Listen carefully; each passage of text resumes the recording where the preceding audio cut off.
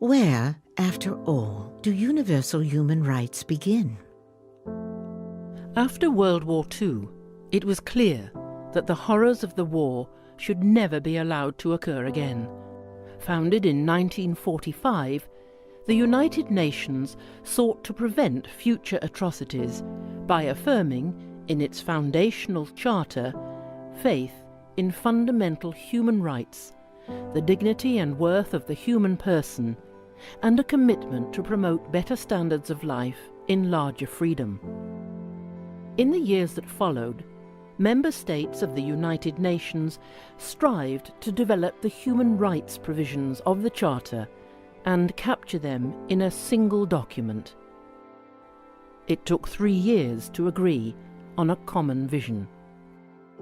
On the 10th of December, 1948, the General Assembly of the United Nations adopted the Universal Declaration of Human Rights as a common standard of achievement for all peoples and all nations. Still, it is the first step in a great evolutionary process.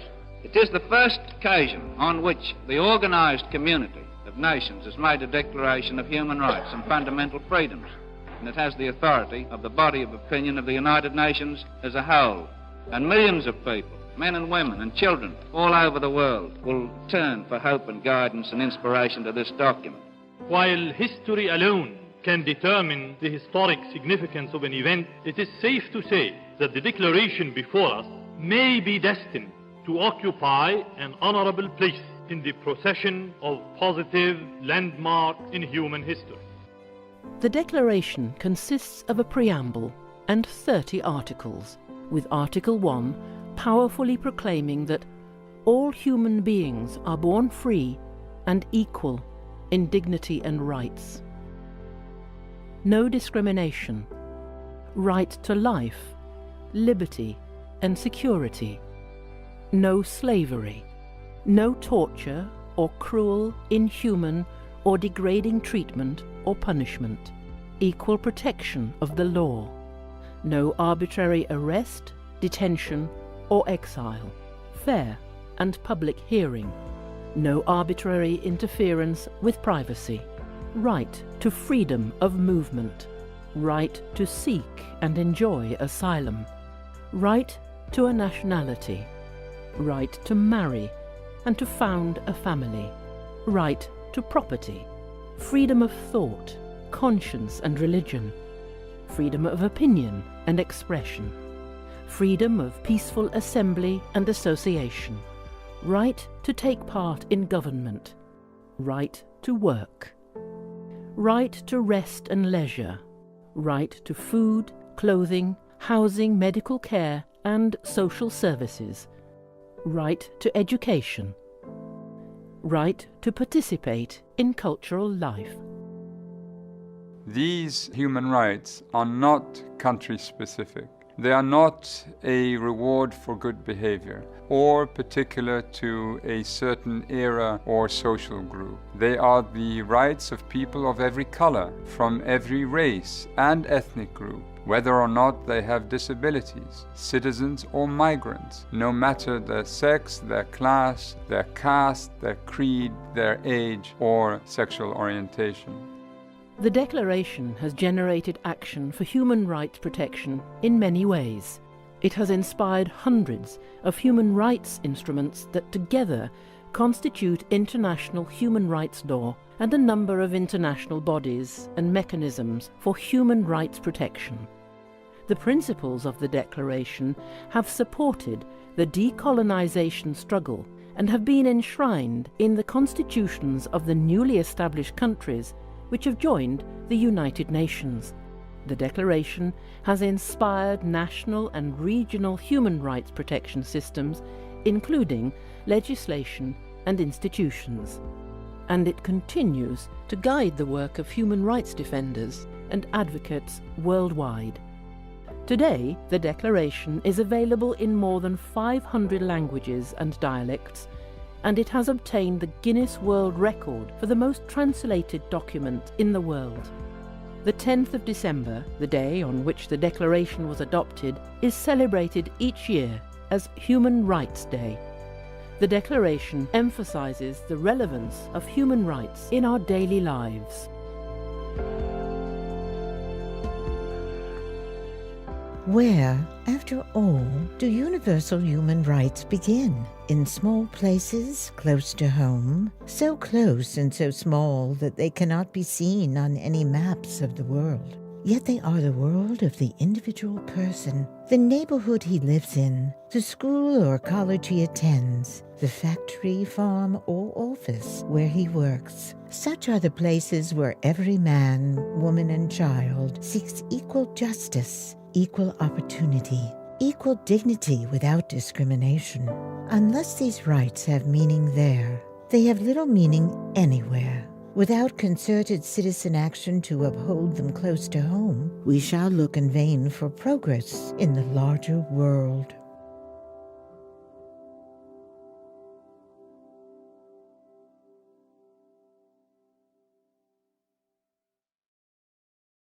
On the steep summit of Mount Hermon in Israel, 2 miles above sea level, an earth-shaking discovery was made about the fallen angels, one that the United Nations is hiding. Now it's on that summit that Enoch told us the watchers or fallen angels descended to earth. And at the base of that same mountain is where Jesus took his disciples near the end of his ministry to a spot the ancients called the gates of hell. And it was there he told them, on this rock. Was he talking about the mountain? I will build my church, and the gates of hell shall not prevail against it. Matthew 16:18. And it's on the summit of that mountain where the most famous biblical archaeologists, possibly of all time, discovered an inscription, supposedly written by the watchers or fallen angels. And that is not all that he found. This is Bible teacher Nelson Walters, and today we're going to look at that exciting find and what Jesus and his disciples knew about this area of the world that most Christians know nothing about today. Sure, we know about Peter's famous confession. We know it took place in a town called Caesarea Philippi. But most Christians don't know that that city was at the base of this Mount Hermon, or that the very gates of hell or Hades were there, a gaping cave at the base of the mountain. Now, the evil associations with this area didn't end with the descent of the watchers before the flood. In the days of Moses, in the Old Testament, the region was known as the Bashan. According to the Old Testament, Bashan was controlled by 2 giants, 2 kings, Sihon and Og, associated with the giant clans, the Rephaim and the Anakim, descendants of the fallen angels. During Israel's divided kingdom period, King Jeroboam built a pagan religious center at Dan, just south of Mount Hermon, where the Israelites worshipped Baal instead of Yehovah. In the 1st century, a religious center to Zeus was there. Mount Hermon's name comes from the Semitic root word, Herm, which means taboo. In Judges 3, it was called Baal Hermon, or Baal's taboo mountain. To Israelites like the apostles, this was one of the most evil places on earth. And you know what? The tradition continues. There is a United Nations outpost on the top of that mountain today. More on that and its purpose in just a bit. But also at the top of Mount Hermon lay the ruins of an ancient pagan temple complex. And in that complex was a limestone stele, or a standing stone, inscribed with an oath that the watchers supposedly made with each other to corrupt the genetics of man and teach them forbidden knowledge. The spiritual history of this region is what attracted that archaeologist, Charles Warren. You may know that name. He was one of Israel's greatest archaeologists, and the one who found Warren's shaft on the Temple Mount. Now, between 1867 and 1870, Warren carried out a number of explorations in Israel. Sir Charles climbed up the steep sides of Mount Hermon, where he found the southern peak's rocky terrain appeared to have been scooped out to accommodate sacrificial altars to the ancient gods of the mountain.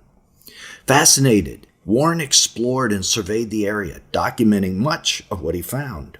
He then discovered, within the area, this strange standing stone, or stone pillar, also known as a stele, and it was engraved on one side in an ancient language, the closest language being ancient Greek. Before leaving the summit, Warren chose to remove that marker, and we are so glad that he did, and we'll explain why in a second. And he carried it down the 9,000-foot height, and he wanted to transfer it to London. But because it was 4 feet thick and heavier than his team could manage, he ordered the stone be broken in half. And although the lighter weight of a stone allowed it to make the trip down the mountain, the ancient stone was damaged as a result of cracking it horizontally. So Sir Charles was British, so he took it to the British Museum and had it inspected by scholars and translators. And the writing on the stone appeared to have a phrase that they could make out. And this phrase read, "This, according to the command of the greatest and most holy God, those who take the oath proceed from here." We'll discuss this oath and the stone in more detail in just a few minutes because this is no ordinary stone. Strangely enough, photographs of this temple where he found the stone, the temple of Khazar Antar, are almost non-existent today. Although many photos of the exploration were taken, they are extremely hard to come by on the internet. And even stranger, the site of a temple documented by Warren is now sealed off by the UN building that sits there today, and no modern photographs or videos exist of that temple, thanks to the United Nations.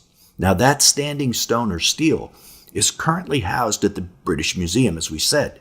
You can research it for yourself. It's listed as item number 1903-042-1, but I'm told it is no longer displayed to the public for, quote, unknown reasons. Did the UN have something to do with that as well? And although we can't see these things today, and isn't that very suspicious, it is very, very likely the disciples of Jesus did see them. You see, 6 days after Peter's confession of faith at the gates of hell, Jesus took Peter, James, and John up on that high mountain. What high mountain? The nearest one was right in front of them, Mount Hermon. It was on that high mountain that Jesus was transfigured before them so they could see his divinity. Not only could they see it, but Jesus likely did this on that very spot up there at the summit where that temple was, where that standing stone was, where the angels' rebellion started, where they descended to the earth according to Enoch. So it is almost a certainty in my mind, at least, that Jesus chose that spot around the temple complex in the presence of that stele or standing stone. You know, the angels' oath to one another to transform himself so the disciples could see it, and more importantly, so the angels, the fallen angels, could see who he was and what their future would be like. Why would he have chosen that spot? It was the location of Satan's minions' attack on the world, and God was going to announce his counterattack at that same location. That counterattack, of course, would take place shortly on the cross and ultimately conclude at the second coming. Okay, so now we know the significance of that location in the Bible. But you may be wondering about the significance of this tablet and what that strange inscription was all about. It all goes back to the book of Genesis in the Bible, where Genesis discusses the descent of the Watchers.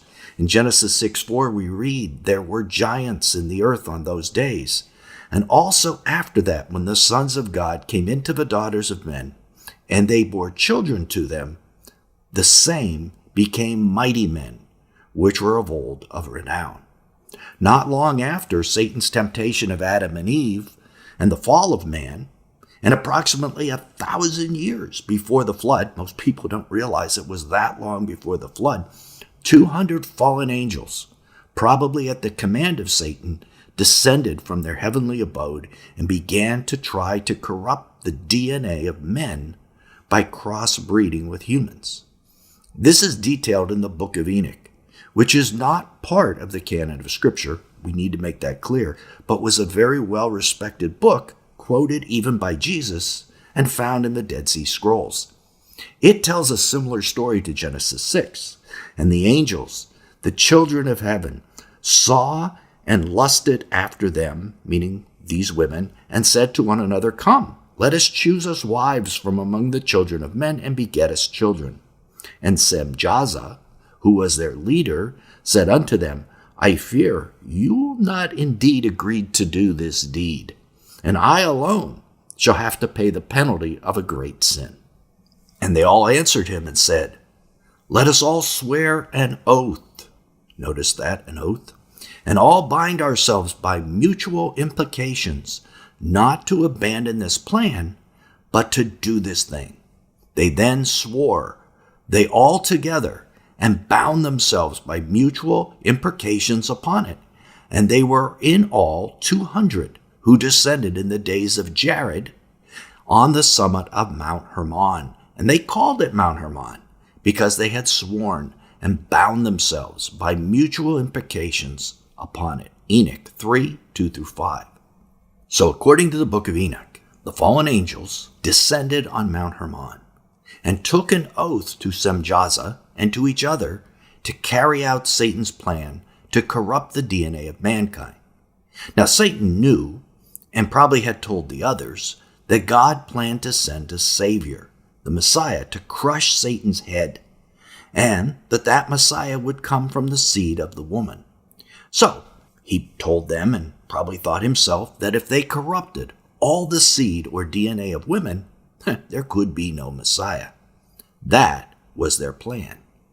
An inscription on the stele or standing stone is just such an oath. Let's look at it again. "This, according to the command of the greatest and most holy God, those who take the oath proceed from here." So who was this greatest and most holy God? Was it the one true God of the Bible? Or was it Satan, who was their little g God? If this inscription was truly about the fallen angels, it wasn't the true God who gave this command, but rather it was Satan. So why does it say he was the greatest and holy God? Well, maybe it actually doesn't say that. In a discussion I had with Pastor Doug Hamp, I learned that this inscription might have more to it than the translation I just read to you. Is that why the stele or standing stone isn't visible to the public anymore? Well, it might be part of it. Here's what Doug said. And pay attention, because this is fascinating, and he really did great work in uncovering this. It didn't make any sense at all. It just wasn't working. So I wanted to see the inscription, to see what it actually said on the inscription. When I finally was able to track this thing down, and I started looking at it, I'm like, wait a second. It doesn't say holy. It says great, but it doesn't say holy. In fact, it's just not a Greek word. That's the bottom line. It's not a Greek word at all. It's a logogram. B-A-D. End of quote. So, a logogram is a letter equivalent or symbol for an individual. Just like the tetragrammaton, Yod-Heh-Vav-Heh, is a symbol of the true God, Yehovah. This B-A-D was a symbol the Sumerians used for their god that was the equivalent of who Satan is. Ancient Syrians used the same symbol, B-A-D, for Baal and Dagon, their Satan figures in their mythology. So rather than saying holy God, it actually says the great Satan God, or the great B-A-D bad God. By the way, B-A-D or bad is really ironic. And is it possible that's where we got the English word bad? Well, I mean, who knows? But it just strikes me as very odd if it doesn't mean that. Now, this brings us to modern days and the United Nations building this outpost that they have right where the ancient pagan temple was located. And essentially, it blocks all access to this ancient temple. Also strange is the fact that pictures of the temple have been all but removed from the internet. Not completely, but all but. Now, the conspiracy theorist in me sees a direct link between the fallen angels and the United Nations. As you are probably aware, this channel has been reporting for over 9 months about how the United Nations is planning something called the Summit for the Future in late September 2024, at which time they're hoping to get the nations to surrender their national sovereignty to the UN, so the UN will essentially control the governments of the world, and that this pact that the nations are planning to make amongst themselves and with the UN could be the covenant with the many from Daniel 9:27. You know, the one that launches the tribulation period. And I just find it odd that that standing stone or steel has a pact on it as well. A pact then, a pact in the future, fallen angels taking orders from Satan, possibly, the UN taking orders from a similar source. Adding to the intrigue is that UN building on the top of Mount Hermon is part of something called the UNDOF, the United Nations Disengagement Observer Force, which is located there between Israel and Syria to try and keep the peace. An Israeli-Palestinian peace plan will likely be part of the covenant with the many. So, a peacekeeping force hiding a temple of fallen angels? A number of interrelated biblical storylines all seem to interact and intersect right here at this one spot on the top of Mount Hermon, where the fallen angels descended and where Jesus counterattacked by being transformed before his disciples and before them. You just simply can't make this up. And now it's a UN site and it's being hidden from the public. I mean, this is too incredible to not have end-time meeting. And you know, all of this seems to go back to 1947 and a supernatural event that happened that year. And within 2 more years after that event, Israel would become a nation. The Dead Sea Scrolls would be located. The United Nations would form. And UFO sightings would multiply all over the globe. All of these events appear necessary for the end times. Click right here to keep watching and discover the mystery of what may have happened in the desert of the USA in 1947 that led to all this. Till then, this is Nelson, and I'll see you there.